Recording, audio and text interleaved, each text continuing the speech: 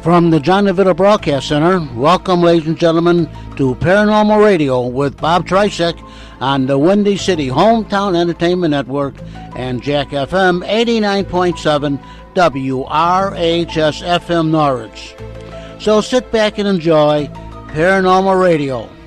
And now, here he is, not only the king of Paranormal Radio, but also the birthday boy. Happy birthday, Robert. Well, that was yesterday. Thank you, John. And here he is, Mr. Robert Trzeciak. Thank you, John. Yeah, that was actually yesterday. November 5th was my birthday. The big 6-0. Yeah. Yeah, thank you. It's always nice doing these shows. Well, here we are, November... Well, today we're doing it on the 6th. You will be hearing it on the 7th, and later if you listen on YouTube and on the Windy City Network. And Halloween season's over, so that means all the ghosts are gone, right? Not really. They're still around. That's why we continue doing these shows year long.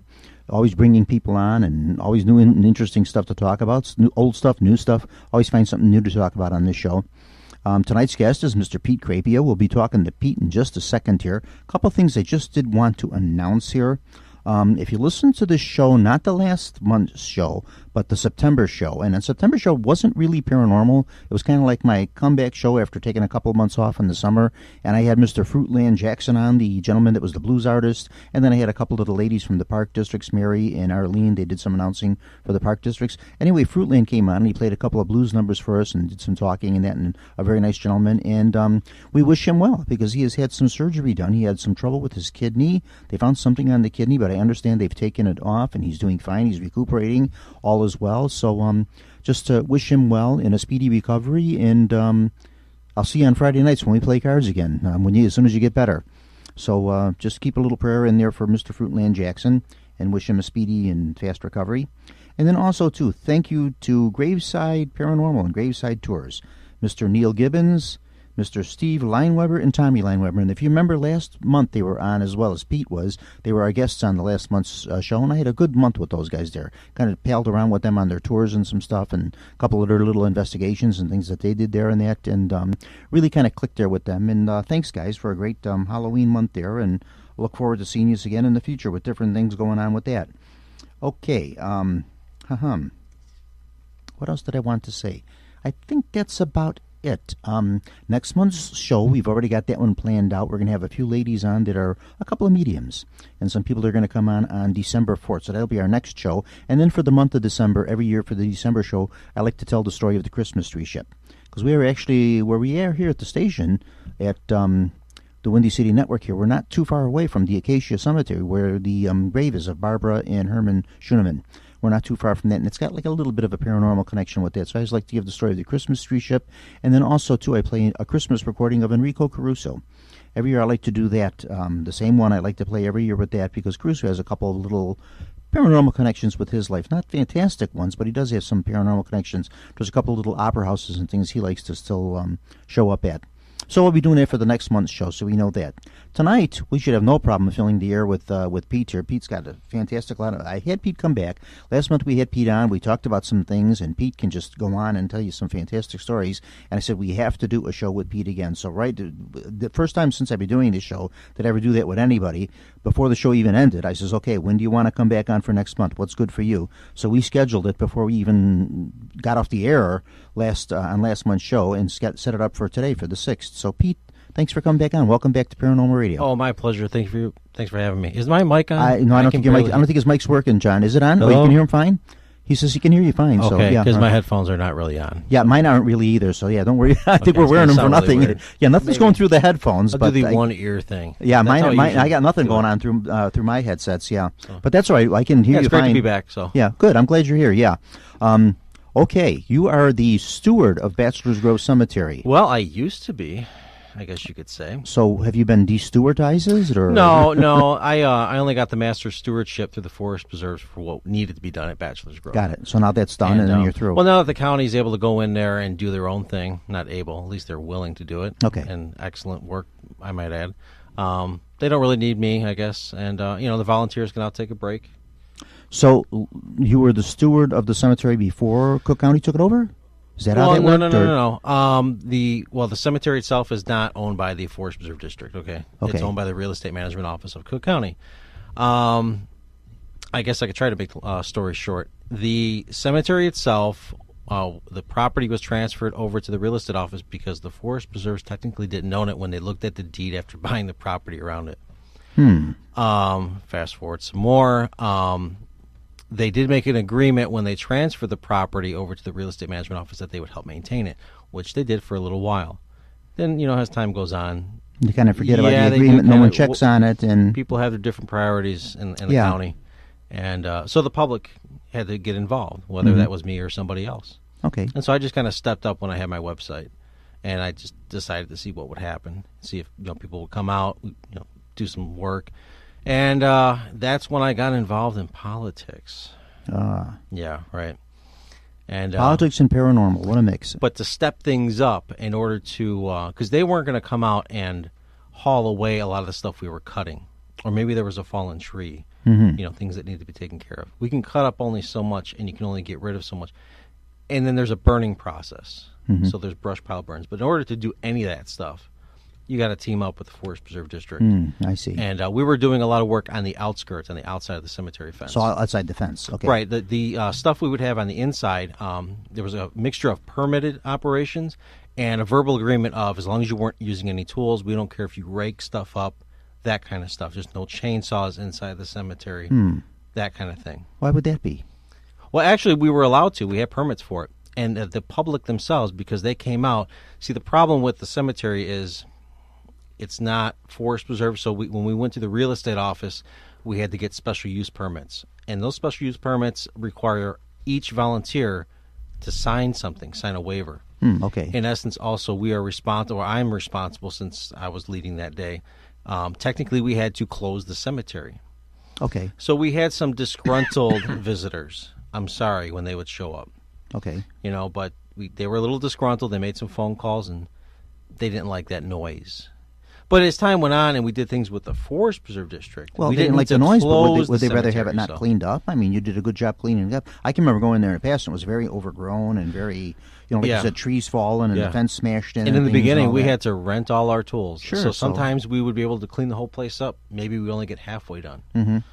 It all depended on the amount of manpower available that day. Who's ever doing it now, it is a nice job. Because the last couple of weeks I was out there quite often, quite frequently. I was out there. Yeah, those are contractors now with the clean. Forest Preserve District. Okay. And my headphones are kind of. Are you adjusting the volume on me? John is doing something here with the. He's running around from I'm sure headset I could do to headset fine here. Like this. Yeah. So, but it's kind of going up and down. Oh, geez. Yeah. Okay. No, I'm voices in my head here. Yeah. Those are voices coming from from beyond, from the other realm. They're coming in. Yeah, we're doing a little bit of adjusting here with the headsets as we're doing the show here, but we're fine, John. Just leave them alone. We're okay. I'm good to go. Yeah, as long as everything's going okay over the airwaves there, we're all right. Yeah, we'll just go the way we're going here. Yeah, because my headset is dead too, but that's right. We can hear each other fine, and as long as we're going over the mic's okay, we're fine. Now, if I'm screaming, you let me know. No, so far what I get hear you sound all right. I'll listen to the tapes because I get to hear them first tonight when I go home. I listen to the tape of the show. So, so that's what you were, and your whole thing was not even so much the paranormal. You were just much concerned with the cemetery being preserved. Well, how I got out there originally was the paranormal. Of course, yeah. Because I have a history with having to deal with that kind of stuff. But I also have a passion for local history. Sure. Whether it's the preserves or the Palos region where I grew up kind of thing. And so when I started looking into the cemetery itself, it became kind of fascinating. In fact, it was actually really hard to look into the cemetery. All you'd find were like little pamphlets or little excerpts from books about the ghost stuff. Yeah, of course, you'd hear all that. But as you could see with my website, I was able to find a lot more. Sure, a lot more research into sure. And luckily, that's when I had the website, and I decided to come forward and hopefully, like family members and other other people would get involved, come forward, talk about their Is experiences. there any family you would probably know if anyone? Are there any family left that still have alive that have loved ones buried in there? Yes, definitely. Mm-hmm. Yeah. Who are some of the families that still have loved ones in there? The Schmidts are some of them. Off the top of my head, I apologize. I don't remember all their names that they have right now. Okay, so the I Schmidts. could probably think of some of the actual family members that are buried there, but it wouldn't really. Nobody that their names are on the stones out there. Maybe a couple of them. Well, there's like the Newman. Actually, one of our volunteers. Newman's, okay, that's a familiar stone. With the Newman. I'd have to really So they still have loved it. ones buried in there, yeah. They do have, yeah. Okay. And we did have. Did you hear about the night hike? Yes, the night hike. Yeah, it was a little done a little strange. Now, the night hike was done on the 28th. So that would have been like the Halloween weekend, because Halloween, of course, was Tuesday. Last weekend this would have been done. But they did it a little strangely. I understand very something disorganized in a lot of ways. Yes, I understand something didn't go quite right with that. Just in case you're kind of wondering what we're talking about here, what they had, because of course now Bachelors Grove Cemetery, you're really not supposed to be in there at night. It's a daytime that you're welcome to go in there. It's kind of nice. They really don't bother you going in there during the day, which is mostly when I go in there. But night is another thing. And night, it's really not safe in there at night anyway, because you could fall on something and trip, and all sorts of things can happen. And you don't Luckily, want that to nobody happen. did get hurt that night. But they had this night walk that they were doing. And who sponsored this? Technically, it was the Forest Preserve District of Cook County. Oh, they sponsored it themselves. They did. And it was a night walk, and it was supposed to be into the cemetery. A night walk and they into did have Bachelors somebody Grove. talking on the side. But they actually didn't go into the Paranormal. cemetery, did I don't they? know too much. What's that? They actually did not go in. They walked like the trails around it. Oh, no, we went in. You did actually go into the cemetery. Okay, they did. Oh, yeah. Yeah, but what happened with that was they had such an overwhelming response. I think they had like something like 100 people or something. From what I asked later, they were only expecting 200 people to show up. Only 200? Yeah. And what did they end up getting? It was literally over 2,000. Oh, I could bet. I don't know if you've seen the videos yet. I did not see the video. It was like a rock concert. Now, this must have ended quite early, because later on It was supposed to be until 9. It ended up being cut off at 7. I was going to say it must have ended very early, because about 8:30 or so, I remember going by there. You did drive by. Oh, yeah, we were by there. Actually, we were doing a tour. We were doing a tour, and we drove by. So we did go in there. You were with Alsip? No, not with Elsip. This was with Graveside Tours. Oh. And we actually did go by, because they do take their group past there. They don't go in, just for safety's sake. They don't take them in. But they do point it out, and they park on the side there and let you know this is where the pond is, and that sort of thing like that. They do that with the folks. And that. You know what? They trim the path. And by the time we got there was nothing. There was no indication that there were any people there at all. What time did you get there? This would have been about 8:30 at night. Oh, yeah. So by then it was long over with. The police were, let's just say, very, very happy. Yeah, that it was done. Oh, yeah. They were so approving this. Do you think they'll ever do something like that again, or they'll say, honestly, this got out a little out of hand? No. Yeah. The police were always saying in the beginning when I was talking to them, like, oh, we didn't approve of this. And they kept saying it over and over again. This we're not doing this again. It's not that big, really, for that amount of people to go through. You know what they had? Somebody had shown me some paperwork when I had showed up on the day, and it had shown one police officer for the Camp Sullivan area nearby, and then there was one officer that was going to be at Rubio Woods. And I had told him a week ago, and I even went in like three times that week. I said, "You're going to have your hands full. Yeah, You need at least 3 to 4 officers at the cemetery directing traffic." So when I got there, I think it was like 5:10 because I was waiting at Camp Sullivan. Half the parking lot was already full at Rubio Woods. I don't know if you remember how big Rubio Woods is. Yeah, it's not that much there either. Yeah, it's not that big there No, either. no. I mean, it's kind of big. That's my point. Well, they're parking lot. Yeah. It's kind of big. There are some bigger ones. That's true, because it does go back further. I always park like in the front there, so I think of that. But yeah, it does go back. So at that point, you had a few hundred cars. Oh. And each car is carrying 4 or 5 people. So. And I could see with my eye and with the camera, it was going down about a mile down the road, and that was just around. That was before 5:30. And other people reported that it went even further, near Harlem What the heck Avenue. brought this on? Why, after all these years, they'd never done anything like this? The Forest Preserves asked the same thing when I showed up to say thank you for holding the event. Mm-hmm. And there was somebody high up, I guess it was. Somebody told me you should go see that person, say hi. And they were just talking before I got a chance to talk to them. They're like, "What happened tonight? Was this on the radio? Why are there so many people?" Mm-hmm. I said, "Well, I apologize. I think it might be my fault." What did you do? Well, because I saw the sign, and now a month before this, I had called them and asked, "What's with the ghost hunt? What's with the night hike thing?" They weren't really advertising and it as it a took about ghost hunt, 5 but they said minutes. night hike. They were really although there promoting was the a ghost banner hunt. also outside Ruby Woods. It said Ghost Hunt. Oh, okay. Well, they put a banner out So there. But I mean, it anything I intrigued saw me. on the internet, Why would you online, put that I saw- outside Ruby Woods? Yeah. Sure enough, 5 minutes on the phone, they're like, "Oh, it's Bachelors Grove Cemetery." I'm like, "Oh, that's great. It's cool." Who's running it? And they gave me some guy's name. I said, "Okay, now my intentions were, I was actually going to tell nobody. Okay. I was going to go in alone and just have fun, be there at night because I didn't want a lot of people, and I wanted to talk to whoever's. Well, wait a running minute. it. I'm lost here with your story. I'm going somewhere with this. Okay. I just wanted a calm, peaceful visit at night at Bachelors Grove. I thought this would have been really cool. And a few days before it happened, I'm like, I really felt a sense of duty, I guess you could call it. I'm like, I got to tell people. So maybe if I do it a few days ahead of time, it won't be so bad. So I like to be nice. I like to say, hey, there's an event. I don't want to. It just feels weird not saying something. So I just made a little blurb on Facebook. Ah, Wow. So that's where it came from. And then some news reporter from Patch.com caught it and wrote an article for the next day. Okay. I had a Google alert that showed me the Patch.com article, and in less than 24 hours, they had 4,000 shares. Like, holy bleep. Yeah. Oh, yeah. Yeah, and it just got further and further. I started noticing the amount of attention. So that's why I'm like, okay, and maybe I should go tell the forest preserves too. But all in all, it was a pretty quiet thing. Nothing. I was shocked. No trouble. Yes. No we didn't fist have fights. no trouble. Nothing. No fist fights. Yeah. Okay. I had a couple of my rivals there. That was great. Smiling, thumbs up. Yeah. But yeah, it was a really great time. I'm glad I actually said something, and I'm glad the Patch.com article went up.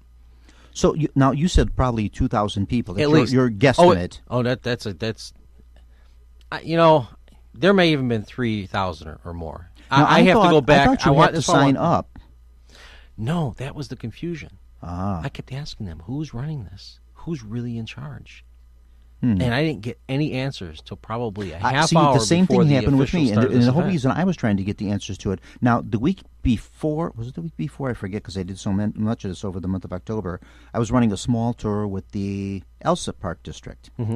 And the week before, I did it with Summit, and we had no trouble with Summit. Everything was fine except for the weather. We was at one real rainy Saturday, which we all remember. That was the day I ran that tour with Summit. And then I did one with the Elsa Park District, and I happened to notice that Archer Road was going to be closed from 8 to 12. Oh, great. And I says, okay, fine, Archer Road is closed 8 to 12, but that will be fine. We won't be there yet by then because we'll be doing some other things. That'll be fine. So I knew that. And then when this all came up with the Bachelors Grove thing, I says, oh, you know what? We're doing that tour tonight with the graveside tours. Well, you had I to said, show I better up find early. out. I said, I better find out if there's going to be crowds of people there or something that we might interfere with or they would interfere with us or There something. was a bit of a crowd there. Yeah, but then nothing. Like I said, by the time we got there 8:30, there was no indication of No, anybody they wanted even being everybody there. out early. Yeah. Neighbors were complaining to some degree.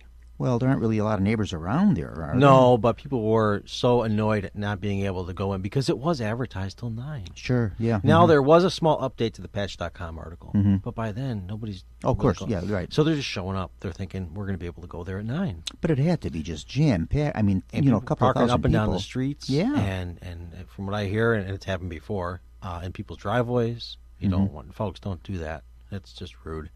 And... For me, it was a really exciting night. For some, it was too crazy, I guess. But it was a very historic event. Honestly, I don't see it happening again. Definitely not on that level. Yeah. I'm sure they're going to Maybe take... they do it like so many people, like ticket They're probably only. going to take that- registration. yeah, that kind of thing, right. They had a 'Cause little I shuttle called up in the service, morning to but find out about it, and same thing like you said, there was no information being given. No. There's all you have to do is sign up for it. That's it. They told you to sign up. That's it. They said you have to sign up for it. And I said, where do you go to sign up for it? Oh, they never told me anything about that. That's all they said. They said you have to sign up for it. And I said, where do you sign up for Maybe it? they were trying to deter. And that's what I think, because they were not real clear about what they No. were even. Like I was trying to get that out. I said, where do you sign up for this? I says and they were just not real clear about it. So I think they were just it maybe seemed like the almost forest preservers discouraging you. themselves were very happy with the turnout. It's the police that was not too happy. Now, toward the end of the night, Because they don't want any they trouble. were It's all understandable, laughing sure. around the streets as they're throwing their, their flares on the road. They were having a good time too, to some degree. Okay. It wasn't that bad. So all in all, it was a nice experience. They just should have been told ahead of time that. Why? Hey, guess Why what? after all this time did they just decide to do this? I mean, it wasn't a fundraiser. I'll It wasn't find a out money-making later. thing. It was nothing. I'm not directly Yeah. involved in it. This is so. I only see my involvement now with the cemetery is what I consider, from what it used to be, minimal. I want to step back and take a break. Sure. Things are a lot more personal. Now, I also want to do like the YouTube thing where I can show people some stuff. And now I'm not involved in politics, so I can say what I want. I can be a little bit more open. Were you involved in politics? Well, when I got involved with the cemetery, and I had to start dealing with politicians, bureaucrats. Oh, in that respect, okay, dealing with them that way. I've got stories. Okay. Oh man, I got stories. Well, some are written. Politics is politics. Yes. Politics. It is. We all know how that stuff works. You run into a lot of brick walls and red tape with just about anything that you do. But I thought your connection to this more was, well, like you say, the beautification of it, cleaning it up. I do have that connection as well. Which it does look very nice, I have to admit, from what it looked like, even 10 years ago. I always dreamed it to look that way. Yeah. And a little bit more. There's a little bit more I want to see done. But yeah. I'll take what I can get. Like you said initially, your connection to this was the paranormal. Well, initially, yeah. Yeah, all your time with the paranormal and that. I grew up with some very weird stuff. You have some sort of you have Bachelors Grove Radio. Is that still? That was something I'm only trying right now. It was for October. So that's already kind of defunct then. Right, and I don't really live close by anymore. I took a new job up north here in Illinois, and so I won't be able to go out there as frequent as I want. Okay, because I don't remember seeing you over the month. I was out there quite frequently. If the radio thing really catches on strong, I may go from FM to an AM broadcast, and I could do that legally without a license. You can get about a mile or two. But the infrastructure for that, I have to rent space or something to that effect. Now, they do have some cell phone towers. And I can ask the companies that are leasing that property. I can get lease time on the tower, but that's if people really care and really want to hear it. Yeah, but I was just going to say, unless people know you're doing it. Well, that would be a 24-hour a day thing. You could have your lives and then live broadcast. But you'd have to advertise this somewhere in that you're that you're all doing the word would get out. I'm sure it would. It would become a standard. Yeah, that's why I wanted 104.1 FM to be a kind of like a standard. Hey, we're going to the Grove. Hey, that station we're supposed to tune into. And I usually keep it to the weekends. Gotcha. Usually when I'm there. Yeah. And there's more people during that time. We even had I was watching the police tune in too. That was kind of funny. Good. Okay. It was. And then you could see one officer. It looked like he was trying to direction find it. He was like driving up and down the street, slowing down, seeing if he could hunt the signal. I'm thinking, I told everybody it's going to be right here in the parking lot. You don't need to be doing that. Yeah, right there. Yeah. I remember seeing your signs posted on like the garbage and on the trees and things. Yeah. I can't crank up the power, but it's just fun enough to have at the parking lot. So. Okay, so now you're not really into the paranormal that much. Oh yeah. Of the cemetery. Oh yeah. You are okay. Yeah. I just been more. I'm open about it. I do talk about it. That's why I brought you on here. The reaction that I've been noticing from the general public has been very small. Very small in what regard? Like in regard to... I've been kind of disappointed in regard to your information? No, or just in regard to the paranormal at the cemetery in general? Well, not so much my information, which I do have some of, other people's information as well. Bachelors Grove has a lot of rich history of BS. Oh yeah, there's with any of these stories, as I'm sure you know, you make a distinction between somewhere there's a story of something of a paranormal happening here, but somewhere it started. And the stories over the years kind of get melded together. So when somebody that's where comes you start taking them apart to see where the truth is. And you have to with take this. it apart. You do have to take it apart. Yeah, I've done that with many of these things. Some of them are very easy to take apart. But when you start constantly hearing about, do you see the face in the trees in my photograph? Hey, do you hear this EVP voice? And you hear absolutely nothing. I know. Yeah, I know what you're saying. That kind of stuff. And enough of this goes on and on and on and on and on. And people are just like, oh, Bachelors Grove. Here we go again. Yeah. And then you got your other side of things where people are like, oh, yeah, it's haunted. Oh, hands down, that place is haunted. And half of those don't really get into why they believe that, but they make those comments. And then you got your other portion where they're like, oh, we do have video, we do have audio, and some of them will come forward, some will show me their stuff. Some is published, some not. And it's the real deal. It's an anomalous event. It's no BS kind of thing. Sure. But because there's so much of that BS involved. Yeah, it's hard to make a distinction between what is. Yeah, I know. And so your skeptic thing, it really gets turned on hard. Like, I'm following you, Pete. I know exactly what you're saying. I mean, I've got a few stories that I don't even know if I can ever tell. They're so miraculous that they're so far fetched. Well, and it's how about sharing one? Well, no, I can share some. I'm talking about the miraculous ones. I'm talking about things that just appear out of nowhere. Of course, that's what it's all about. That you can pick up. Yeah. and it happens in front of you. Okay, what's happened to you? And I can't mention that yet. I really want to. I can mention some other things. What I'm saying is like, it's important for people to believe. Okay, wait a minute. Let me back you up. What's that? If it's important for people to believe, and there's a lot of this that is, some is the real deal, and some of it is maybe not so real. And I want to stick to the real deal. Okay, preferably. and you've had some of these experiences. Yeah, I have. Why not share them? No, I can't share some. I can definitely share some. The most extreme. That's what I want to hear. Can you share something on the radio tonight? I mean, the phantom car stuff. Okay. Okay, that I usually tell these stories. So some people who have run into me, you may have heard these stories before. Of course. Maybe on my YouTube stuff, you may, if you actually. Oh yeah, I know you're all it. over the place, right? Yeah.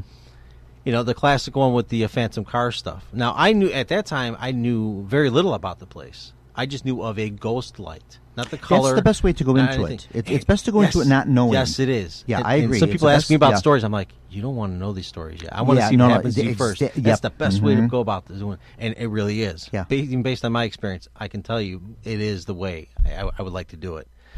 Because when I saw the car parked on the side of the road by the pond when you used to be able to park there. Right, I remember those days. It had two people outside with fishing poles. My original story, I just said it was a car. I didn't want to add the details in.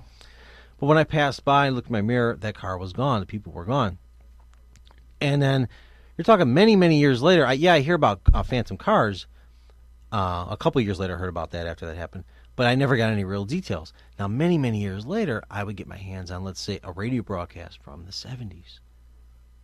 And I would be listening to it, things like Richard Crowe. And he would describe things, and it's like, wow, he saw his ghost car probably within 100 feet of where I saw my ghost car, near the bridge kind of area out there, right? So the stories kind of clicked. And then my second time that I saw a ghost car was at Ruby Woods, the parking entrance. It was pulling in. And he saw his second one parked right outside the entrance at night. See, now that's something that I tell. So what's going on here? See, that's something that I kind of point out to people too. A lot of people are thinking everything is in the cemetery, in that fenced area. No. I know. No, that's what I keep. Like the house has been seen in Bachelors Grove Woods. See, that's a new one to me. See, the first time I heard that was from you when I ran into you. Yeah, because many people are making that mistake. Now that's something I have to admit. There are some photos going out there of the house, so they say. I've seen them, and to me, it's a little sketchy. I believe that there was a disappearing house. Oh, yes. I don't know if it continues. Yeah, I've seen no real evidence, even if it's weak evidence. I have to be honest with you. Just what you said right there is the key word. I've seen no real evidence. Ditto for me. I've seen not no even real for evidence. me. Not even weak evidence. I've seen some photos. There are some photos out there that they say is the photo of the house, and I've watched it. But if you talk about, like, say, a video, maybe in particular. There's to me, it's a little sketchy. I mean, you got to almost stretch your imagination to really see it. Way stretching my imagination. Yeah, to see that. Yeah. And that's the problem. And I mean, all right, now someone say, and there again, too, and I don't like to doubt people. I or whatever, file it, so to speak. Fine. Yeah, exactly. I put it in that. That's right. Yeah. But most of mine is done, myself, nothing. I've never experienced the house apparition. Never experienced that. No, I haven't. But many people have. And many people that I've spoken with said, yes, they have definitely seen it. And they kind of give the same description. And what's kind of good about it is some people that, like we just talked about a couple of minutes ago, some people are not too familiar with the story. And said, yes, I did come out here one time and I did see this house. And I said, well, can you just kind of let me know what it looks like? And they describe it. They're describing the exact same thing that somebody else said the same thing. So, okay. And it always seems to be reported in different areas. Yes. It might be like a floating thing. It might now, be the only thing around. that leads me to believe that it's a real thing is not because I knew Richard Crowe and talking to him, which we can get into, I guess. Oh, yeah, I knew him real well. Time or something. Yeah. It was finding physical records, property records out there. No, and what's that?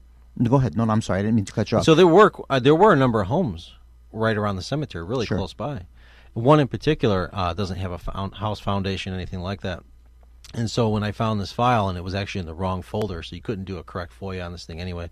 When I found it, and I saw where this house used to be located, I went back and watched this one news broadcast of somebody who had witnessed not only the blue light out there, the classic ghost blue light, but him and his friends had seen this phantom house. And the guy walks toward and points to. I don't think I can talk to him anymore because I think he did pass away. I was told he was really sick, but I'll try to get in touch with him.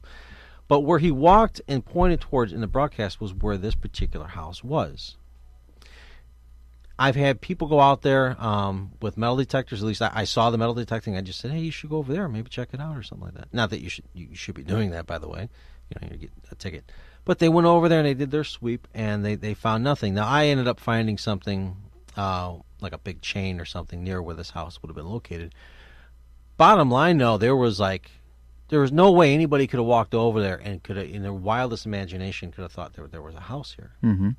So they couldn't have faked it. Like, you got your house foundations in the back of the woods. And some people with the claim, wells there and all that kind of thing. I went back right, there and I saw and this those aren't ghost really house. that big. I don't think those were actually even homes. No, they were. But they're just big enough. Because they're very small. Yeah, they're very small. Yeah. But they're just big enough to still see. Mm-hmm. And we do have the property records for them. Mm-hmm. Yeah. And so it's like, okay, so the house did exist. You can guess that a house existed out there. You can see the wells nearby and everything. Privy, too. I'm not saying I seen a couple of plans, and it was like houses, well, privy. Yeah, that type of thing. So they were, but I said they were very small. They were almost like cabin very, type very things. small. Yeah. But it's possible. Yeah, they could have been seeing a phantom house or not. It's those little things. Sure. Where it's like, no, they couldn't have faked that. There's nobody really knew about this, and because I volunteered at the Forest Preserves and was able to dig through all these file cabinets. And by the way, anybody can do it. You just got to know about how to go about doing it. It's like you can tell that file was sitting there for a very long time. Of course, you know how it was originally filed away. Did you? I'm gonna have to stop you right there for just a second, Pete. We're gonna have to take our break and come back, folks. Listen to more of this chit chat here on Bachelors Grove Cemetery with Pete Trzeciak right after the break.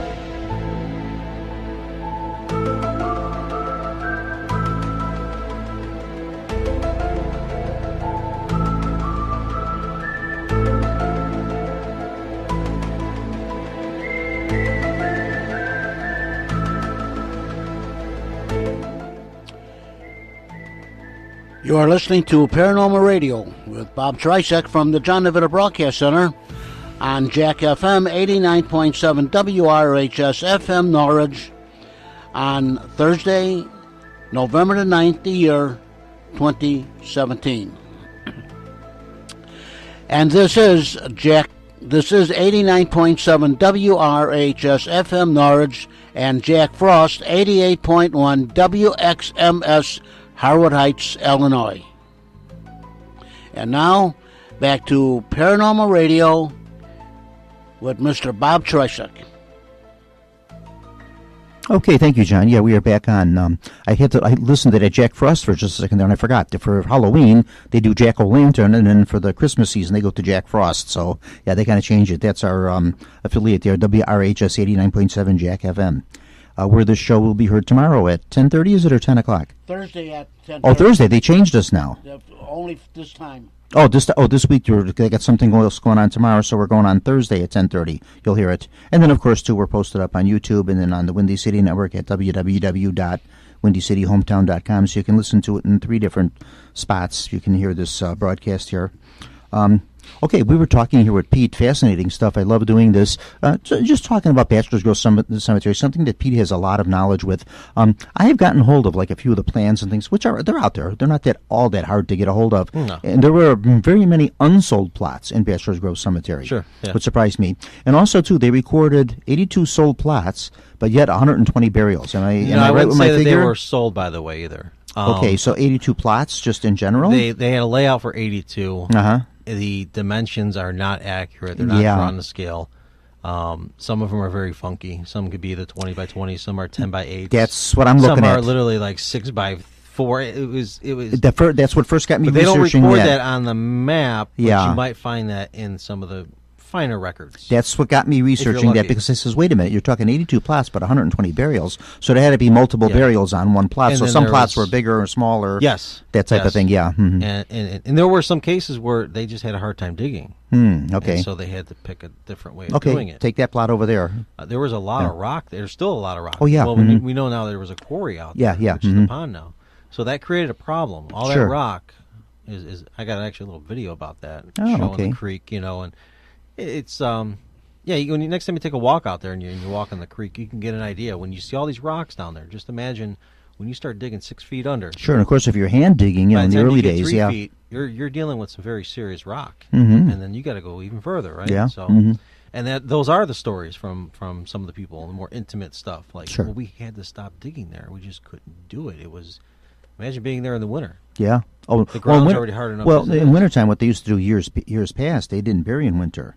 You had like a receiving. Now, Bachelors Grove, I don't think had one of those, but most big cemeteries would have like a receiving vault type thing dug into like a hillside, and you'd actually put coffins in there, and then later on as the ground that would thawed, be helpful. Then when the ground thawed, then you can take them out. I'm not sure how the and burial process really went over. I did get to see a Polaroid. That's why why Abraham Lincoln was buried. Lincoln was buried there not so much because it was winter when his casket was put in Oak Ridge Cemetery in Springfield, but because his tomb wasn't ready.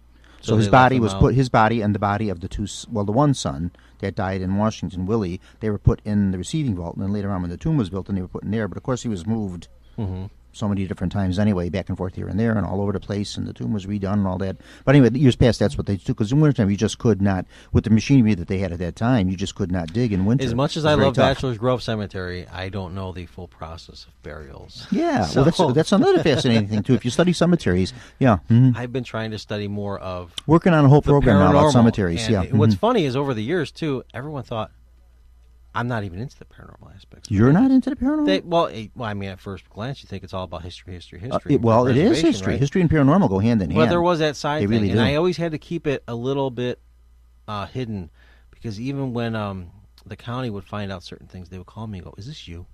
Because we can't have this."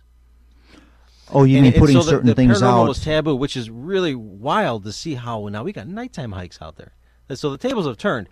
But back when I was messing around with things out there, the politics of it was paranormal taboo. Things change. They do change. For many years, Catholic Church also do nothing with the paranormal, nothing with this at all.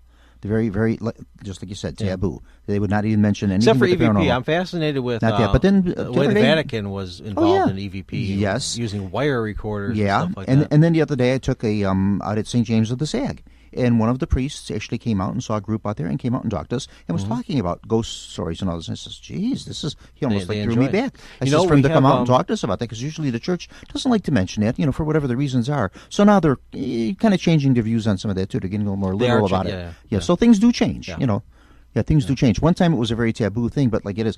Time to come. See, now that we have ghost shows and everything else. Oh yeah, on, well yeah, but they've always had that stuff. But I think part of the problem with paranormal is it's really not as of yet recognized as an actual science. It really isn't. We consider it a science, but a lot of people don't. You can't get certified in it. And those who think they can get certified in it. Yes, I know. There's people out there that say they're but who certifies them? I think they certify themselves. Some guy out there who wants to print it off their laser. Exactly, they print up a little certificate. You're certified. Here you go. Yeah, right there you are. Yeah, but no, it's really not. It's sort of like I like to say, like chiropractors were maybe 30 or 40 years ago. Wasn't really recognized as medicine. Now it is. So it's the same type of thing. I know chiropractors. Yeah. So time to come. A good thing or two about my back and how to work it and fix it. But like I said, well, that's from you trying to dig all those holes out at Bachelors Grove Cemetery. That's how you hurt your back. But but anywho, that's what I kind of feel that way. I think time to come, it's going to be recognized as a legitimate science, which I feel it is. If you're studying it in the proper way, it's fun, it's interesting, but it should also be taken seriously. Yes, Bachelors Grove is public. Yeah, it's available. I'm not talking about Bachelors Grove only. I mean all paranormal. No, I know that, but I'm saying from my level, my personal level, that's how I wanted to approach this. Because back in my day, even though I knew it was legal to be there was this thing about do not go there. It's the police presence. They'll chase you out. And well, there again, illusion over the years that we can kick you out. It turns out they could have lost their jobs. Okay, they were not allowed to be kicking people out of the Forest Preserve area. Okay, so that's a whole side topic. There again, see, that's how these urban legends come, and all this. And then the story's floating around that if you get caught, you pay a $75 fine and all this. Oh, nonsense. If you go there at night, maybe, of course. At nighttime, because, what? But like I said, really at night. But even I got hassled in the beginning. I'd be out there during the day. Sure. And then eventually they got to know who I was, and then they got a little skittish, which was kind of nice because it's about time that they get a little nervous of somebody else, instead of us being nervous of them. And, reverse. And as time went on, around. I literally one day it really clicked for me when I was in Rubio Woods and I saw a group of kids 5 minutes before sunset. They parked their car and they're running across the street and they got a Ouija board in their hand. Oh, geez, the Ouija board. And there's what's your view on Ouija's? Well, finish your story and then I got to ask you about And the cop just goes, "Hey, we close in 5 minutes, but have fun." And I'm like, wow, finally. Yeah, see, yeah. Now, there's some cops that are still a little they can kind of play tell their little games. Yeah. Mm-hmm. But that was a real turning point for me. Like, wow, things are really changing. They're just leaving people alone. So Ouija boards, you don't like a Ouija board? Well, I was going to ask you what you thought of them. My first experience, a lot of my first experiences are pretty wild. Mm-hmm. I was at a friend's house one night when I was probably, I don't know, it was in grade school, something like that. And I was visiting my grandparents' house. And my favorite aunt was living there at the time. So I got home from a friend's house, now I'm visiting my grandparents, and I ran into my aunt and I said, yeah, I saw this board on the wall at his house, and it said Ouija. What is that? Mm-hmm. She's like, oh, I got one of those. I'll show you how it works. So here she's got me in the basement there. She's putting all these candles around, and she puts the board on the floor, and she starts, okay, this is how you do it. You put your hands on there. No, okay. Thinking, okay. And yes, no, and it's going to spell things out. And she starts asking these questions. Honestly, I got bored. I was really bored. So the whole darkness with the candles and the Ouija didn't. I was watching the phase flickering of the candle on the wall. I was entertained by. That's what I focused on. And I don't even know how many minutes went by. And she said something that really drew my attention to her. She goes, "Who's been calling to say that they're going to kill me?" Uh-oh. And I turned, thinking, "What the F?" Yeah, I thought like that as a kid. I'm a real. I got a mouth on me, and. No. Oh, yeah. And so, and then I got bored pretty fast. I went back to watching my flickering on the wall. And I saw this dark black it wasn't even shape. It was just a rich black silhouette person just start growing and appearing right there on the wall. And it's not flickering with the candles like all the other stuff going on. And I just knew this wasn't normal. And I'm sitting there staring at this thing as I got my right hand tapping on her. I'm trying to, I'd be like, are you seeing this too? Look what's going on. and then I finally looked at her and I'm like, I wasn't even talking. And she turned her head, she looked on the wall, and she flipped out. Now, I didn't even have to say anything besides point. Okay. And she knew this was not normal. She's a grown adult. Here I am, a kid. Mm-hmm. And then we started hearing this rattling behind us. And we had a laundry room. And all these clothes were on coat hangers, hanging on the water pipe. And about 3 to 4 feet of it were swaying back and forth really fast. She flipped out. She grabs me, throws me on the couch. Okay, throws a blanket over me. I peek from over the blanket. What is she doing? She's out there blowing out the candles. She runs to the blanket. She's like, don't leave me here. Don't leave me here alone. She's a grown adult. Eventually, so many minutes goes by, and she's like, oh, that was stupid. Why am I, I'm a grown, she's saying, I'm a grown adult. I shouldn't be like this. And you're more calm than me. And I'm like, oh. Now, that was my introduction to Ouija boards. Okay? Yeah, I don't recommend, myself personally, I don't recommend that people fool around with them. I think they're just a tool. It's a tool, but you got to know how to use it. Many people don't. Oh, really? How do you use it, Most people don't. You know Most people, well, it's not a toy. I mean, they're selling them as toys, basically, with the Are regular... you, as the human, helping to bring out help manifest it? And if so, how? Oh, yeah. Okay, do you really need the board?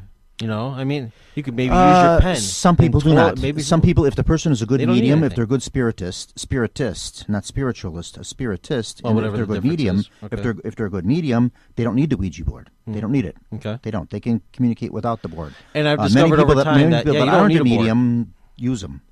I've been around some pretty fantastic stuff. Things flying in the air, footsteps in the carpet, literal explosions. Oh, sure. I've got stories that this is how I got involved, and this is why I got, That's what usually does. Once you have some experiences, that's what. Yeah. I wanted answers.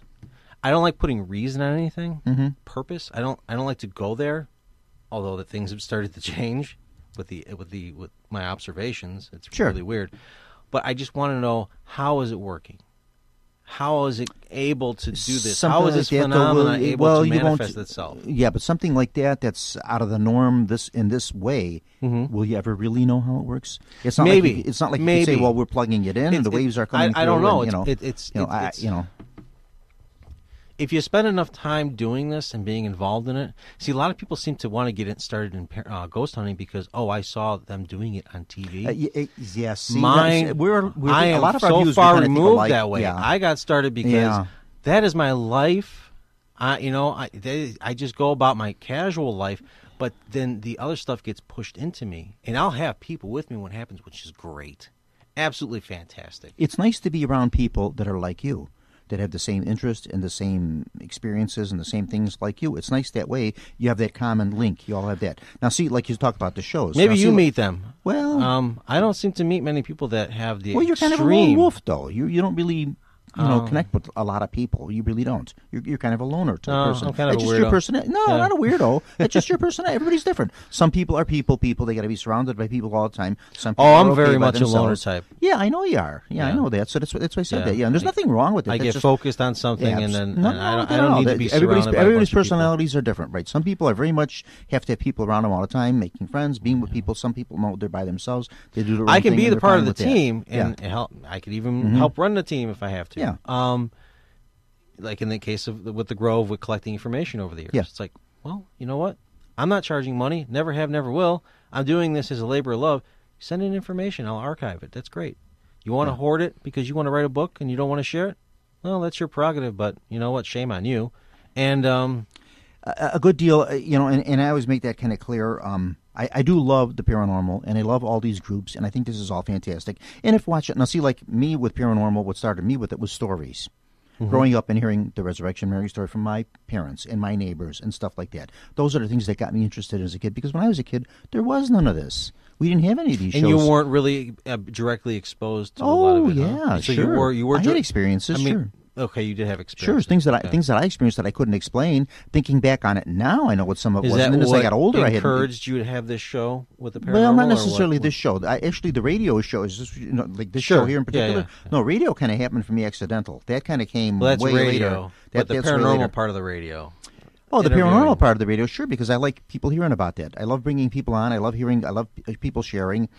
Some people will sit down with me, and I get like somebody that I think is like a great guest, and they'll just tell me the most fantastic stories and all this stuff and the other. And I says, you know what? I'd love to get you to come and do a radio show. Oh, I don't have anything to talk about. What do you mean? You just just told me got some of done the telling you most something. You just told me some of the most fantastic Maybe they don't want to stories. come forward and talk. To Some people are a everybody little about more shy with it, and I respect that. There was one very, it took very me good... a lot of nerve to even. I got some material out there that people can read. It's hard to find, but it's available on my site. Where it's like, it's what's been happening. Well, you'll write it down for me so I can look for it later on. Well, if you go to the personal story section of bachelorsgrove.com, okay, you'll see my name, Pete Grapia. Yeah, I see there's, you all over the place. There's a blogger link for it. You have to go there to find it, to read it. Yeah. Brace yourself, because you're either going to believe it or think I'm just completely lying.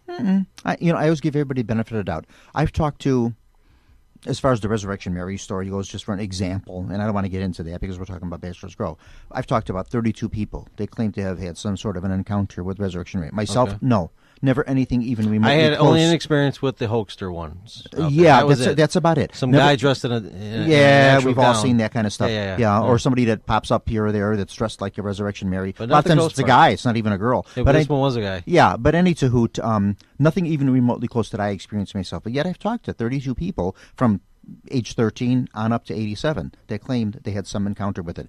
Some of them didn't sound quite right to me or whatever like that. They may have experienced something. It may not have been that, but I think maybe they experienced something. Yeah. Something like that. But nonetheless, I give everybody the benefit of the doubt. It's kind of like who am I to say someone did or did not? And that's true, right? I'm not. Right. Exactly. We had one visitor. I take them all seriously. I listen to them all. I write them down. Yeah. Which is what I do too. And there's going to be moments where you're like, "Are you kidding me? Really?" I know some of the stories are a little far fetched. Yeah. And but I still catalog it. I still take my notes. However this comes about. Yeah. And I'll so-called file it away and categorize it. So, yeah, where was I in my head here? I'm trying to think. I was going to mention something. I just lost track here. You were cataloging. You were filing. You write these things down. I don't know. It was before that. Okay. I don't know what you were thinking, and that I'm not telepathic. I can't. You can be telepathic. We can all be telepathic. Yeah. I have had my fair share of telepathic stuff. That goes on a daily basis, and it makes for an interesting life. It really does. It makes me question the nature of reality. And then, did I ever find answers at the Grove? As time went on, my experiences between my regular life and the Grove, I started wondering if we're even in a so-called real reality. That's how fantastic what's been going on. Well, what is real, blah, blah, blah. But it's like... So you get to the point where, are you looking for answers, or are you just looking to prove that the paranormal does exist? I am not No, I'm not looking to prove anything about the paranormal. Because I know it exists. Right, I know right. it does. Yeah. They, and there's people that don't seem to at least be aware that they've been. I think everybody's been. But see, some touched people by it to some degree, exactly. whether they acknowledge it or See, aware of it is another. That's matter. another thing. I always say that. I says if you admit it or not. A lot of times when I do a talk or a presentation or something, I say who's in experience with the paranormal, and some people raise their hands, and some you get maybe 10 people out of maybe 70 did too. But I says you know what, everybody has. Yeah. In some form or another, maybe you just don't recognize it, or maybe you just blow it off as something coincidental. But everybody's had something. But whatever the case may be, they'll go out and they'll seek it for the so-called first time. I'm looking some to people have do. that Some people experience. actively seek this. Some people just shrug it off as it's something happened. Okay, fine, let it go. That's And it, there's people that will show up to a location and not have any experience, and then they'll walk away saying, "That's it, definitively. There's nothing going on here. It doesn't exist. No. It's just that. What time. are you folks doing? You're losing your minds, and No. you gotta take a little time out here." Yeah, exactly. Yeah. What did you expect? That's where research comes in. Really? That's where you research it. That's where you research. Maybe they believe that's the where hype. the more science It's all of it in the comes books. into. It's all in the newspapers. All oh my God! Yeah, but you know what? There's a lot of, place. as you well know, I'm sure, there's a lot of stuff out there. I mean, if you're getting your information off the computer, if you're looking at the internet, there's a lot of information out there. It's not the correct information. No. A lot of dates are wrong. A lot of times are wrong. A lot of things. Right. So if you're taking it off of that, in a sense, maybe some of that stuff isn't all that important. I'm a detail nut. When it comes to these things, I like think to get it's as much important. details as I can. I mean, but I do. I'll think it's forget a important. date here and there or a time like Of course, anybody I've else. done that too. Yeah, But it's important to have it if you can get it. I agree. Yeah. Yeah, it makes it a little more credible. Like backtracking how the story started at the Grove. That's exactly years and times and dates. Yeah. And like I Dale said, America has been a rich resource with that, Oh, and yeah. Richard Crowe is a rich, no pun intended, a rich resource with that, and everyone else who's contributed obviously is very helpful. Over the years, but I mean, there these have been many, two people in particular have been very helpful, and to be able to find a timeline of when these so-called famous stories started. Yeah, it's been quite the ride when I actually would, because I'll just collect the information and then I'll come back later and I'll sit down. Okay, how did this story start? What do I have?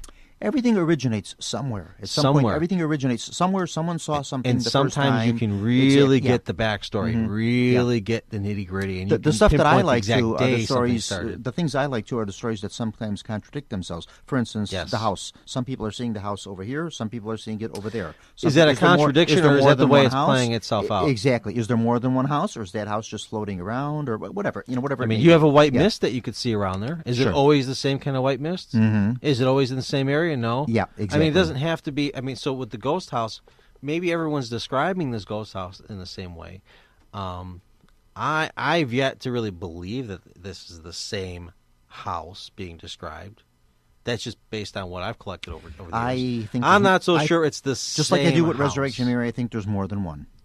And there could be, right. I think there's more than one. Just like I do with Resurrection Mary, I don't think there's only one. I think there's actually two. Some people 3, 4, 5, 6, 7 of them. I think there's actually two for certain. There may be more, but I think two for certain. And there again, I'm basing that not on something I've seen, but on testimonies and people that I've collected through time. I wish I could have gotten involved more with the Resurrection Mary thing. I know some others that have. Oh yeah, diehard wise, but they hoarded it for books. Oh well, yeah, That's unfortunate. Well, I don't get to see all their archives. Now Richard's gone. Richard had a lot of good stuff. Oh he yeah, dug up. He was a big believer in it. So yeah, there was something going on with Resurrection Mary. And then some authors have spun it into some ridiculous aspects of it these days just for fame. One of these days, I'm going to write a humorous book about paranormal. Oh, that's how my experiences are. No, as I go on, I have one that's like comedy. Oh, here's a good one for you. This is I don't know how much time we got. We got 10 minutes? Go ahead. Take your time. Okay. So this is back when I was still questioning, is there life after death? I'm convinced now, yes, there is a life after death, okay. But at the time it was, is there? Mm-hmm. And I'm going to jump around the beginning. I want to finish the story, the main, I'll let you go. The main Go humorous ahead. part of it. But back in the day, I knew my brother was going to die. I gave him a hug, and 3 days later he dies, okay. So we had this conversation before he died about we were looking at some material in a toolbox of his. Let me just stop you for just one second. Go for it. Was it a expected death? He was ill, or was No, it it was a just car wreck. unexpected? No, it was a car accident. Okay. And I actually told him some of the details of his death too before. It's one of these great, All right. interesting things. So me and my brother, we weren't really close, but we had our little moments where we were close. Okay. So one day I'm just, I had my video camera, and he's like, let me show you what's in my toolbox. He's 5 years younger than me. We were pretty young at the time when this happened. And so anyway, he shows me this sticker. It said, when I die, bury me upside down so the world can kiss my ASS. And he goes, what I'm going to do when I die? I'm going to go around pinching people in the ASS. And he's laughing. I thought, that's pretty funny. But then I got to think about it, and I'm like, you know what, man? I think it might be possible to actually do it. I go, tell you what. If you die before me, you have my permission. But you only get one shot at it and make it good. So now that he's dead, right? A couple months after he's gone, I'm at this one job of mine. It was a late night shift, and there's like 4 guys there, or 5. I was the 5th. And so they all went out to have their cigarette break. And this was so rare. I always usually go out to have my cigarette with them. But I stayed back to work on this machine to set it up for the next job. And so now they're all outside, and I have this really weird feeling somebody's behind me. I'm thinking, it's one of them. And so I turn around, and there's nobody. Okay. And then I get that feeling again, except now it's like right on top of me. I'm like, okay, I'm going to get them. I'm going to get them. They're right here. And I turn around really fast again. There's nobody. I'm thinking, I'm feeling really stupid right now, okay? And Saturday, within seconds, I turned around really quickly from something. Nothing. Yeah. So within seconds of, I had that feeling again. Except, I feel 2 fingers on my butt. Okay, on the right cheek. Now I'm not thinking anything about my brother or anything. Except there was a fleeting moment where his image popped in my head. Okay. I have to tell it how it is. There was that image, and I have this pinch on my right cheek, and it hurt so bad. I slammed my hip into the machine. So now I'm grabbing my groin, hip area. I'm grabbing the back of my right cheek, and I'm in pain. I mean, it hurt. Actually, later it left a bruise and a welt on there behind. Well, anyway, I'm dazzled. Okay, I'm like, what is going on here? And these guys come in from their cigarette break, and they see this look on my face. Like, what's wrong? And I explained it to them, and they're thinking, well, what's wrong with this guy, right? And we got this really hardcore skeptic. When you don't understand this, it's hard to, Oh, they started, well, they had some questions later, because as I got involved with the skeptic, I go, no, there's like people, like, and they walk under lights go out and stuff. I go, like that light right there. Now, it was one of these big lights in the factory. It had like a dome and has a transformer on top, a little single bulb. As I'm bringing my arm down, the transformer explodes. There's sparks coming out the edge of the box, and there's a billow of smoke, and the light's out. They all look at me. Because I just pointed at it, right? And they all look at me like, what the? And one guy, skeptic, goes, oh, well, it's a new building. Whatever his theory they always was, try right? to rationalize it, right? Which we all do. And so I needed my cigarette at that point. I go, okay, that's not weird enough for you? I go, I know I just had my experience, but now you guys just all witnessed what just happened? I just so happened to point at the light and it does that? It was a pretty spectacular thing that happened. And so I go out to have my cigarette. Well, they followed behind me to have another cigarette right away. They were pretty shaken up about it, apparently. So we're out there, and I'm still talking to the skeptic. And I go, no, seriously, man. Like, that light right there, I could do it again, And the light that I'm pointing at on the walkway was these little square pedestal lights. The light goes out, and you see all the smoke fill in the glass bulb. These guys only had half their cigarettes done. They put them on the ground, stomped them out, went back in the building, wouldn't talk to you for a couple hours. Now, I didn't think about it till later was that my brother? Because I had thought about that story later. You only get one shot at pinching me in the rear. But make it good. And let me, I'm not saying that gave it to you good. Me gotcha. Putting my arm up caused the bulb to explode. I'm saying there was something weird about that, and there was something going on. There was an intelligence presence, and it turned out later, as I talked to the family, they were experiencing weird electrical phenomena like that to that extreme in their homes, and they kept associating it with either my dead brother and his cousin. Sure. That's another topic. Of course, right. So I'm not saying that I having telekinesis and was causing the bulb. I'm thinking that there was something there that was, it very well may have been him. So, but it's like humorous. Mm-hmm. You're pinching me in the rear. You got people freaking out, and they're not talking to me. A lot of times these experiences are funny. They are, yes. They're a little joking. Something it can be startling, and also can be funny too when you think about them. Yeah. Like you're telling me, okay, I'm pointing at the lights and they're going out. That's spectacular. Pete, I want to see real spectacular. I want you to go out to Lake Michigan and try to part the waters. That's spectacular. I can't part the water. Spectacular. I have so-called summon lights. Okay, and that is a freaky thing. Maple Lake has a ghost light. You Oh, familiar yeah, with Maple Lake? Yeah, we know all about Now, that. I only blue light, heard yeah. the side story of it. When I was a kid, gosh, 100 years ago, we used to go out to Maple Lake quite frequently. You know, family. We just barbecue out there and spend the day Yeah. at Maple Lake because it was nice to do. It is you know. nice. And I remember one time there was a drowning there. One Yeah, evening. there was. I remember that, and I remember they had divers. I were there drove and by everything, at and one they of got the body, and I drownings, remember yeah. we saw that. I didn't actually There see was them more take than the one. body out, but I can very vividly remember that when I was a kid, that someone drowned in that lake, and they had the police out there and everything. And they didn't clear it out. I mean, we were all there standing around and everything. Yeah. But like I says, I do not remember the body coming up, but I do remember that happening. Yeah, very vividly. So it's happened. Of course, they've drained that lake. But too. I don't know if I associate ghost lights with dead people. Well, it could be. It could be something different. My obzation is it a ghost light? Is it something else? I'm thinking at this point over these years that, and people are always going to disagree with this probably. I don't think it's dead people. I think it has a technological aspect in nature.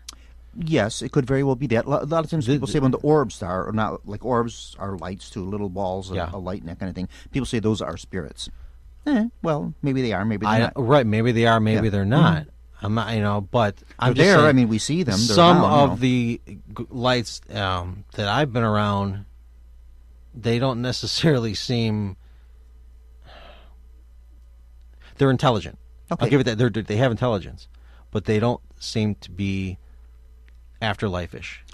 There's something else going on. I was can't going to put my start going finger there. I on was it going to yet. say maybe it's something from the But other whatever world, it is, from it can sense your thoughts. alien outer space. If you want to go that Yeah, route, okay. Yeah. I've only had one extreme experience like that out in Death Valley. The one in Death Valley? Yeah, Death How Valley. cheerful. What'd you do, go for vacation? I in Death tried Valley? Stephen Greer's CE5 protocol Well, you used by to live myself. close to Death Valley. Actually, I was Las out Vegas? in Las Vegas for Yeah, a you lived couple there of for a years. couple of years, so you were not too far away. So before I came back to Chicago, I spent a couple times camping out in Death Valley, and that was Okay. really nice. And besides scorpions and snakes, what else I did loved you it. see? The scorpions. That was great. Yeah, one night I had my light on. I realized I saw these weird things. It must have been a few dozen scorpions, little baby ones. Do we got a couple of more minutes, John? There's a couple of more things I want to. Yeah. Oh, take your time. Okay, we got some time here, so we can go a little longer. Do you mind if we go? No, a little I longer? don't mind. Okay, yeah. So you do have to cut me off because I'll just keep talking. No, that's why I want you to keep talking because I love hearing this stuff myself. That's why I brought you on here. I didn't bring you on here just to have you sit there. Of course not. No, I want to hear what you got to say, and I want people to hear what you got to say because you got interesting things to say. I like you. Oh, I got stories. Yeah. That's for sure. One I want to talk to you about is one I heard very briefly from you the very first time I met you at, where else would I meet Pete but at Bachelors Grove Cemetery. Of course. And you said you had a death experience where you left your body. Oh, wanna talk about no, I have left my body. You left your body, and the Wait, body wait. was like 3 blocks away from you. Things like there's those moments. Yeah, That's what I want to talk about. I'm interested in that one. yeah. The death part is we'll get to that one. That wasn't out of body. That was something else. Okay. But anyway. So the out of body. Yeah. Yeah. I mean, and that's Not out of body. No, I want to talk about out of body. I want to talk about no. death. You want to talk about death? You said you died. No. The only thing that happened. Well, that's why I want to talk about that later. This gets pretty bizarre, and I like to be truthful on how that occurred. I'm not so sure I want to divulge how this occurred. I don't even know if it's a real memory or a false memory. Okay, but if you want to be truthful about it, but you don't want to divulge it, how do you do that without? How do you be truthful about something without divulging it? I don't know. I mean, maybe I just need time. I need the nerve to wait to tell the story. I told you I have some really weird stories. I know you do. Don't we all? But yours seem to be way out there. That's what I want to hear. Yeah, mine are. Not so much out of curiosity's sake. I just want to hear them because they're interesting to me, and sometimes Because other people I have had can't- these same things too. Some of the stuff when this memory recall happened, I knew it was the death process. I knew there was this death process going on that I was going through. And fine, I guess you wanted me to divulge it. Okay, so truth be known, I tried DMT. Now DMT is found in nature, found in human beings, everything else, plants. What's stuff like DMT? Was it For people that may not know what that is. dimethyltryptamine? Okay, DMT, yeah. so it's a drug. No, it's not technically a drug. I mean, people want to classify it as that. Okay. This is definitely not a recreational thing. It only lasts like 5 minutes or something like that if you would to ingest it, so to speak. All right, And so you tried DMT. What they found, and they actually done a lot of research these days on it. It's a very safe thing. But it causes very spiritual experiences. Okay. Okay. Which only lasts for like 5-10 minutes. And so in my case, I tried it. It used to be very legal to get here back in Illinois back in the day. And so I got it when I was in Las Vegas, and within seconds of taking it, you guys will, disclaimer, don't do it, okay? Please don't do this. But within seconds of taking this stuff, all vision was gone. Okay, reality changed like that instantly. Well, with any sort of a drug or chemical, that would kind of be a normal. The experience that I had was not oh my god, what is this feeling? Mm-hmm. It was holy sh. Mm-hmm. I know what this is. Oh man, I don't want to go. This is what it's like to die. I remember this. I totally remember this. I mean, I'm in this mood of just whatever you want to call it, of conviction, of holy s. Like, this is really happening. I'm like, no, I'm not. No, I took some stuff, but this is the process. This is the process. I know how it is to die. I'm remembering at this point how it is to die. So you've done this before, and I'm saying that I've died before. This is my moment. I'm going through with this. I'm like, I don't want to go yet. I have a few things I need to take care of. Okay, just a few things. And then I kept coming back to the fleeting idea of, okay, this is only temporary because of what you just said. Okay, so I waited it out. And it was only a 5 or 10 minute thing. I came back like, wow, what the hell? I remembered dying. And so as a few weeks ago, it went from a couple days to a few weeks, I started having these. I'm really good with getting pictures and these little impressions, whatever you want to call it. So I started having these really out of the ordinary impressions. And a couple days after this. You're right, a couple days to a couple weeks. It was like a mixture. And possible side effect of... well, I don't know. Well, it kept... Every time it would happen, it would bring me back to the moment that I was on the couch when I took this DMT. And I'm like, is that associated with it? Yeah, I think it is. But are these false memories? Are these real memories? I'm like, it was so... at the moment, it was so convincing. It was so... I remembered it. It was just the conviction. I'm like, I died before. And I remembered being in... It seemed to be in human form.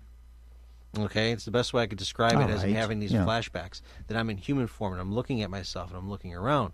And it ain't me. I don't think you would be. It isn't my current arm with all the hair. I was going to say, I can't imagine you seeing yourself as a camel or a... How do we know? I don't know. All I can tell you is I wasn't a camel. No, I was in human form. So, of course. But that's a really wild experience. That still raises a lot of questions for me. But the fact that I could leave my body in real, and that feels more alive and more real than when I'm in my body talking to you. Mm-hmm. For me to be able to leave my body on occasion and to feel that and to experience that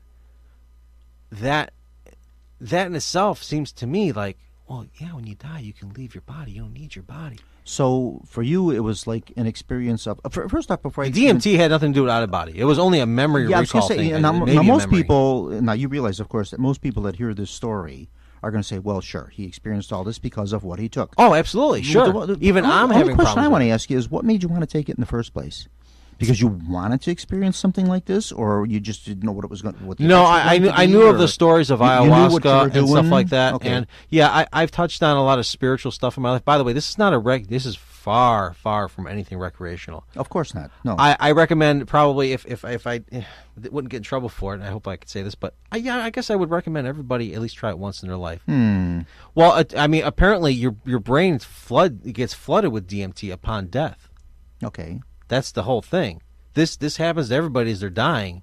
That you get flooded with this. So you taking it made you think of another time when this happened, and you said, "Oh, I did this before. I experienced this before." The way you feel about it. Now, some people do have this. They come back and they claim that they quote died.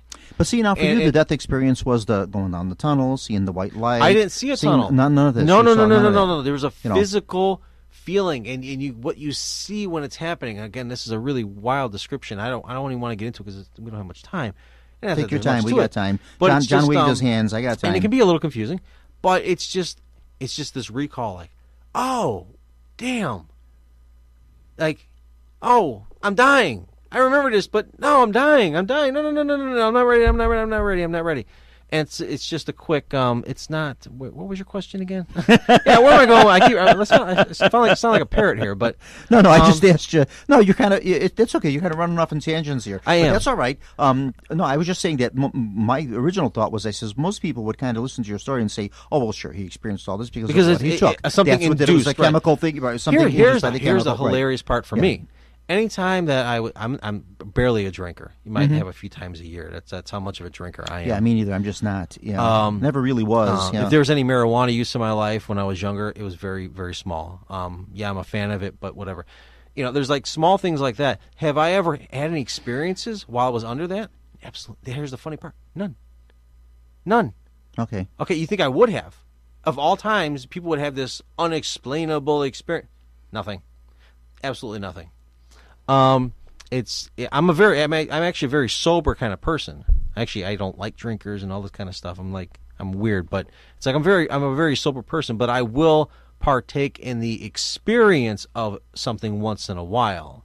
Okay, and those experiences never seem to induce. Pete, isn't it, to say something like that? What do you mean? To say, well, I'm not a partaker of this. I really don't, and that. But I do because like I grew up with once in a while. alcoholics.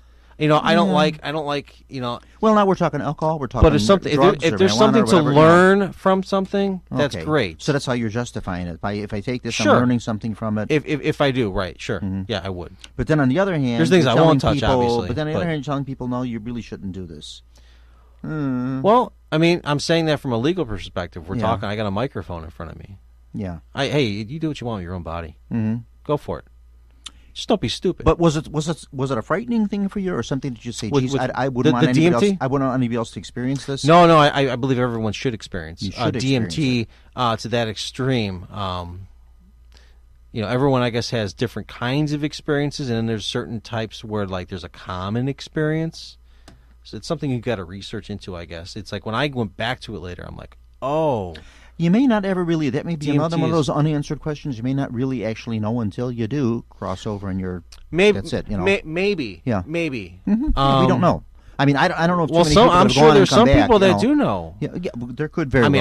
I may have a lot of experiences, but I'm sure I'm missing a lot too. Oh, and there's people out there that can travel and do things. My grandmother, she passed away, but she was apparently very excellent at out of body. She would actually leave her body, go to somebody's house, her friend, then come back, get on the phone, and tell them what they were doing. It was a game. Okay, so where am I going with this? It's there's an extreme thing. Could I do that? No. You know what I mean? I could leave my body once in a while. But nothing like how extreme she was doing, and she didn't tell me anything until I told her. She could almost do it at will. Yeah, when she was younger, she could do that, and not even some of her kids apparently knew about it. But a good way of spying on people, wouldn't it? Boy, like they say, the old fly on the wall. Boy, you can have it out of experience. Go over there and tell everybody what's going on. And you can. Yeah, I mean, it's you can. I know ways to be very invasive. Now, how do you know all that? You were even at the wedding. Oh, I had an out of body experience. Well, you can do out of body, or you can do it in different ways. You try to be respectful with it. Sure, of course. Yeah, I made a little joke on it, but it's not. It's really. But you can. Oh yeah, these things can be done. So people have different experiences. People can go places and do things. I know I've done my thing. Who's to say they haven't done their thing? It amazes me. Some of the people, like when people just start talking to me. People that don't I'm into this. They don't know with the paranormal and any of this. And people just come up to me and they start relating stories to me and stuff. And they said, something I've always wanted to do. Like maybe the question will come up about a burial or someone, a loved one passing away, and somebody will say, you know what, I really want to be mummified. I said, well, how do you mean? He said, yes, I want to be mummified, like the ancient Egyptian. I want to go through. I said, well, you can do it. I said, they do that in California. They have a whole, you can go through the whole process if that's what you want to do. And people just relate these things to me just without even knowing that I'm, into this kind of stuff like that. And it's just neat to hear these stories from people. Sometimes you would never think this would come out of them, and you hear these things, so it's cool. Well, maybe they just get that feeling from you. Yeah, could be. Maybe there's an intuition. They're just really open to talk about it. Yeah. Yeah, because I get that one a lot. People just like to tell me these things, and it's cool. I love hearing them, so it's nice to have the ear, yeah, it makes for a good radio host. Yeah, it does. It really does, yeah. Yeah. Well, thank you, Pete. Yeah, you're welcome. Do you want to cover anything else here in closing before we go? No, I don't want to talk for the next 4 hours. You're talked out, huh? No, I'm not really talked out. I just don't want to fill up your. We would. Well, we'll get you back again. Back up here. We'll have you back. You can come and tell some more stuff here. Fascinating. Thank you so much for coming back. You're welcome. Yeah, you're the first guest I've ever done that with. Really, all the time I've been doing radio. which has been now about 8 years. It's the first time I ever had that happen where I had somebody on the show, and I said, I want you back. I mean, I want them all back. I shouldn't say it that way. No. I've never had anybody come on this show that I said I wouldn't like that person back on again, and I invite everybody to come back. But I says, no, I got to schedule something with this guy right away. So that's why, like last week before the show, even last I got a lot more for you. So, I'm sure you do. Yeah, I don't want to end it on a DMT experience. No. Well, you kind of did there, but no, we got off of that. Yeah, so we're because that's whatever. But anywho, I think we should just say, really, you don't want to, you just don't know who's going to be listening to these shows, and it's not something you really want to recommend. People experimenting with drugs. They're not. I mean, they're just to experience this. I mean, I don't want to find out that someone listened to Paranormal Radio. They went and did this. Next thing we find them dead on their couch or something. Well, no, they can't die from it. No, they can't die from it. They were going to have a death experience, and they really did have a death No, they can't have it. No, they had a permanent. Nobody death dies from experience. it like that. No. Yeah. So you don't want that to happen to people. So don't do it. Based on my recommendation, absolutely not. So Ouija boards, don't fool around with Ouijas, or you're okay fooling around with Ouijas? I really don't care. I've seen some indifferent one way or I've other. seen some people use them at the Grow, and I thought it was a circus. So I get more offended by it than I am like, ooh, don't do it because the evil spirits are going to come get you. I think more people are doing it more for fun than scientifically, and I think not knowing what they're doing, they're actually damaging themselves a little bit by fooling around with them. That's why I don't know how yet, but okay. Yeah, I just don't like people fooling around. I think with they're those, just a tool. Somebody like you that's maybe a little more in tune with this kind of stuff like that, you could fool around with Ouija and you could know how to control it. Some people can't, and I just don't recommend that people fool around with those things like that. There are people that are a little more trained in that area that maybe should be fooling around with those things. That's what we have mediums for. If you want to contact someone from beyond or whatever, find yourself a nice medium or a good medium. These voice boxes that are out there too. How do you feel about the voice boxes? I have to be honest. I'll give you the story next time. I was going to say, I have to be honest, I'm not 100%. I was working on one before they even came out with them. Put it that way. And that's a fantastic story. Yeah. And I stopped in the middle of when I was making it. Yeah. And I'm like, this is freaking ridiculous. I really have to admit it, yeah. And, no. I mean, there are some very small good things about it. One thing I will say is people are serious about them. They want instant gratification, number one. That's the problem I see with it. Just grab yourself a basic audio recorder. Go back to the old way of doing things. There's a reason why it was working. Pete, I can't believe that we would be so different and yet think so much alike, think so many of the same things. Yep, I've said the same thing to us. What were people doing before we had these things? I'm not telling them to use wire recorders. You know what a wire recorder is, right? Yeah. Okay, no wax drum records here. Yeah. I'm saying just a digital audio. If you want to do digital, that's fine. Just a basic audio recorder. Yeah. The people that make these things and create them and build these and everything are very serious about them. Some of them are. The responses you're getting, yes, I believe they're getting some responses out of these or whatever, but I really don't think they're 100%. I really don't. You would be amazed at what you yourself can do to one of these devices. Oh, yeah. I'm not talking about dead people. I'm talking about good old you, just the average Joe out there, okay, what their basic thought, what their basic intention, especially as a group, how they can physically affect one of those devices. Yeah. Okay? There are a lot of problems. There are. If you're looking to speak with those from the beyond, that is not what you want to be touching right now. Yeah. I okay? agree. There are different techniques that you should be focusing on. You're wasting your time and your money on these fancy little boxes. Okay? I'm kind of agreeing with you here. Hold off for a moment. I know you want instant gratification, but just hold off, okay? If you really want to get one, just hold off, okay? Start small. Everyone wants to get that great voice on there. They want to get those great names. They want to get that, just like the photos. They want that fantastic videotape of everything and all that and the other. And sometimes this happens, and sometimes it don't. And there again, I think sometimes. These shows, like, and there again, I don't want to come down on them. I like to play both sides of the story. Go for it. Go down on it. Because I don't like to go on them. But there's a reason why I've declined. A lot of people watch these shows, and they watch us, and they think, oh, this is great. I'm going to go out there in an hour. I'm going to have all this video footage. Yeah, right. It doesn't happen. Okay. Sometimes it's years. You may never If you're more inclined to have weird stuff happen around you, maybe it's going to happen your first time out somewhere. Okay? But then, to say something on their defense, if watching a show like this or something like that inspires you to start getting into this field and getting into that's a good and bad thing. That's exactly there it is. So it's a good thing, bad. I wish they would have had their bad thing. Yeah, yeah. It's good because they're just getting involved. Yeah, but it's bad because they don't really have personal experience with some of it to the point to where they have more heart. You're putting all your I want to experience see into people have more technology heart rather than about in the personal experience. Actually, having something really intimate when you go and I do agree. it. See, like I said, for me, it's a little something with me. Like, Ooh, I want to be scared. Well, no. This was, like I said, we didn't have any of this when I started getting involved in all this. You know, any of the equipment you're talking about? No, the equipment or even the shows or any of this stuff. Okay. The only thing we had was features on at 10:30 at night on Saturdays. Well, shows like In Search Dracula of, and those right? things. Yeah, I'm not talking about movies. Like, I'm no, talking about, not movies. No. The whole UFO, the actual and ghost alien hunters kinda, and those kind of things and all or that. They People talk ask about me now. They paranormal. say, "Do you watch these ghost hunter shows and all that? And what do you think of them?" And I don't. I says I don't. And I says, and they actually get offended sometimes when I tell them I don't. Well, I tell them, I say I have a very good reason for not watching them. Number one, I don't have cable. And all of them are on cable. They're all mostly cable shows, and they don't have cable. But I says I don't watch them. I says I do glimpse them from time to time. And I have to. They're entertaining Unfortunately. and whatever. And like I say, if it inspires someone to maybe get involved in this and say, yeah, this is something I would like to do. But you know what? It's almost like archaeology. You know, you're not going to go out into the desert and stick a shovel in and come up with a complete dinosaur skeleton or a whole pharaoh's tomb. You know, this may never happen. It may not. And it's a lot of work. And it's there was that T-Rex that's now in Chicago. Okay. Yeah, but that was a long process. Museum, yeah. They did just Sue. Yeah, Sue. Yeah. Right.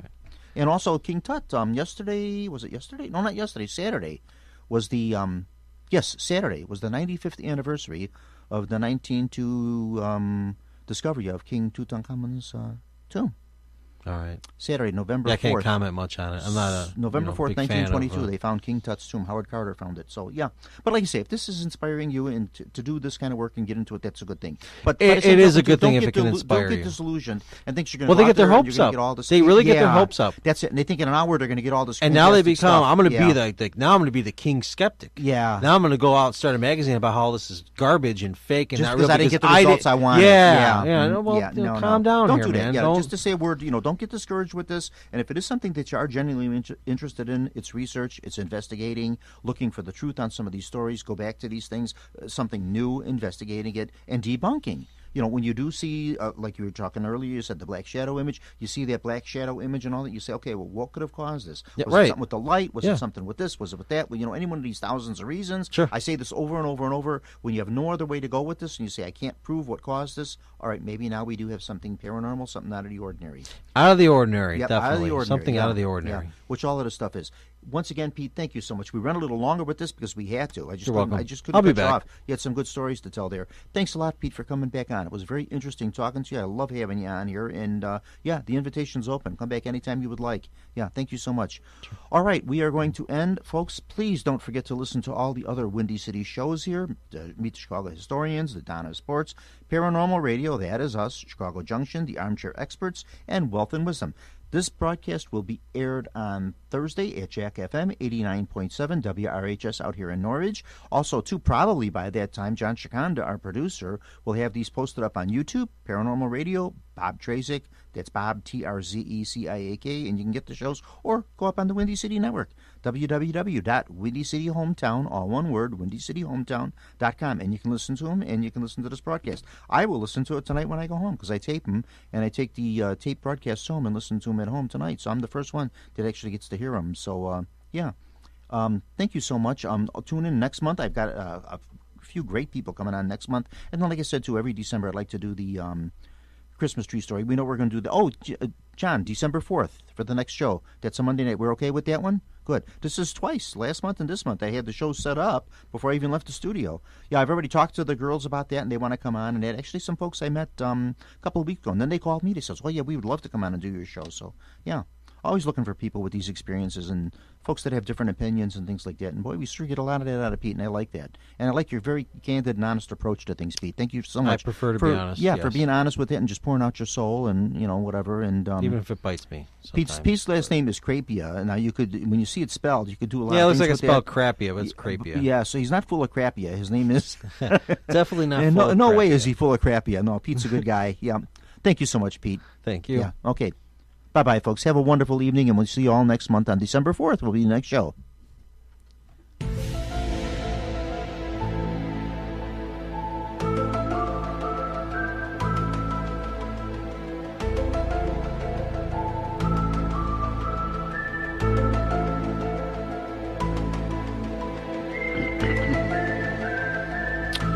You have been listening to Paranormal Radio with Bob Trzeciak from the John Nevada Broadcast Center on the Windy City Hometown Entertainment Network and Jack FM 89.7 WRHS FM Norwich. Paranormal Radio was directed by John Nevada, and our special thanks to the executive producer of Windy City Hometown Entertainment Network, Mr. John Shikanda, and Kevin Zeflik of WRHS FM Norwich. This broadcast was pre-recorded on Monday, November the 6th, year 2017. Until next time, please be safe and thanks for listening.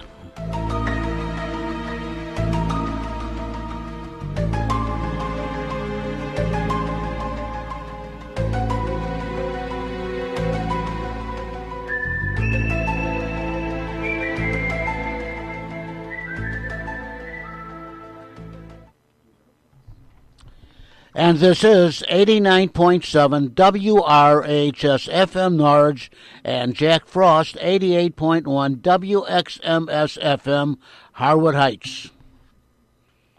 Thanks for listening and have a great day.